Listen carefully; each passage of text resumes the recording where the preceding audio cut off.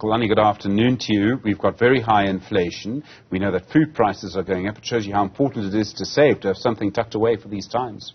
No, absolutely, Stephen, and it's the reason why we are talking about savings and investments, because the month of July is observed in South Africa as a National Savings Month, when we usually take stock of how our personal finance choices are impacting our pockets. Today, Old Mutual released its Savings and Investment Monitor, which is a comprehensive look at trends of our household's financial priorities. This year's findings are very interesting in terms of these trends. And for more on that, we are joined by John Manyike, who is the head of financial education at Old Mutual. John, thank you very much for joining us this afternoon. There is something interesting that the report that you released today talks about when it comes to the confidence that South Africa has in terms of the recovery in South Africa's economy, and the resilience that this report has actually seen in how people have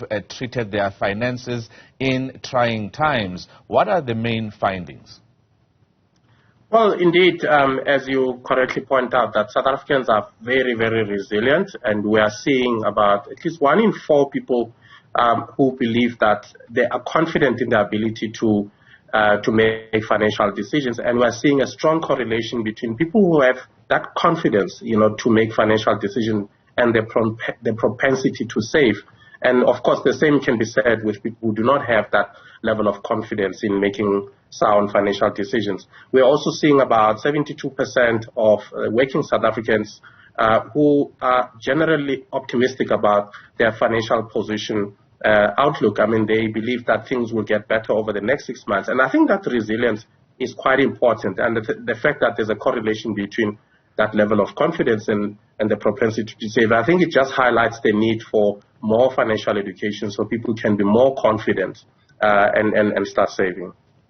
John, I'm sure this is a question you've received many times. It's very, very difficult to save during difficult financial times. That is similarly to what we are currently experiencing right now because of the high cost of living, high inflation, higher interest rates. Are you saying that right now we can still find pockets where we can actually save for those rainy days? Well, interestingly, I mean, we're seeing South Africans saying they've got enough reserves to last them for at least 3 months if they lost their job. And that is an interesting number for us, because it tells us that, people are optimistic and they're finding ways to cope. And I think this is just something to highlight that, people have adopted more responsible methods of cutting down on expenses, switching from expensive brands, or even moving their children to less expensive schools, using loyalty programs. I mean, that's a new emergency fund these days.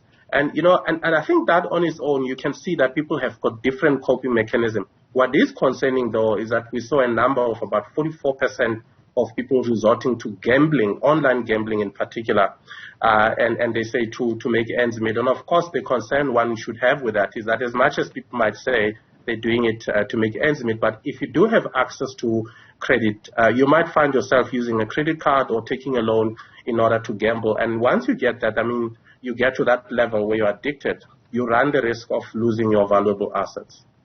This time around, John, the report and your survey found that there is a less harsh impact of COVID-19 on income levels and improved financial satisfaction, lower stress level, and more optimism. It doesn't go with what we have become accustomed to in the past couple of months, with a higher cost of living and lower wages coming through. What else is it saying about the impact that COVID-19 had? Because the last year's report said COVID-19 did force people to actually save for rainy days. No, absolutely. I mean, there is certainly a recovery that we're noting through the report. 34% of people saying, look, I mean, in compared to what they were earning before COVID, you'll recall that during the pandemic, about 53% said they're earning less than what they were earning before COVID. we're now hearing only 34% of people saying that they're earning less. But so clearly there's a recovery there. And I guess it's also that positive trajectory that makes people to be more confident and optimistic about their financial position.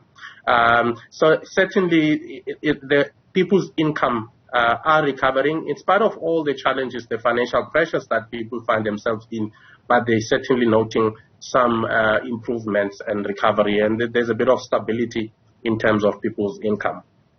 Old Mutual says that dependency remains an issue, but the results show some improvement, with adult dependency rates having come off the highs seen in 2020 and 2021. Absolutely. Look, that phenomenon is still there. I mean, this is an incident of people who are taking care of their immediate family as well as the extended families. So again, there's a slight dip there. I think it dropped to about 39%. And that is an indication that, people realize that you cannot give what you don't have.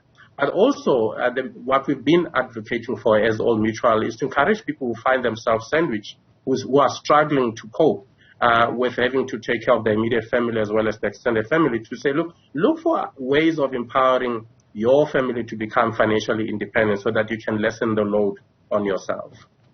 But also, John, worryingly, savings rates remain low, although for many their overall position remains precarious when it comes to finances. What should people who are in that particular position actually do in these tough times?